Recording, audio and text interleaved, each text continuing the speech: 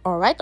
For today's video, kakain tayo ng special sinanglaw. Hindi rin mawawala ang kilawin na kambing. Napakasarap nitong umagahan at pwede ring pulutan. Dito lang yan sa nag-iisa at original Tadifas Fast Food. Sa likod lang sila ng Save More, malapit sa palengke ng San Fernando, La Union. Bata pa lang ako, kumakain na ako dito at masisigurado kong hindi nagbago yung lasa. Yung presyo lang yung nagtaas. Pero understandable naman yun. Sa mahal ng mga bilihin ngayon, malulugi na yung mga negosyo kung hindi rin sila magtataas ng mga benta nila. Pero wag kayong mag-alala kung kumain kayo dito, sulit ang bayad nyo. Kasi napakasarap ng mga luto nila. Maraming pagpipili ang mga putahe. Pero ang in-order namin, kilawin na kambing. With papait para extra special. 150 pesos nga ito pero pwede ng pang 2 tao. At itong special sinanglaw nila, 100 pesos naman pwede na rin pang 2 tao. Must try to sa mga recipe nila dito. Thank you pala sa kasama nating naglibre, yung best friend kong agent sa Toyota La Union. Kung gusto nyo bumili ng sasakyan, ito ang kanyang FB page. Alright.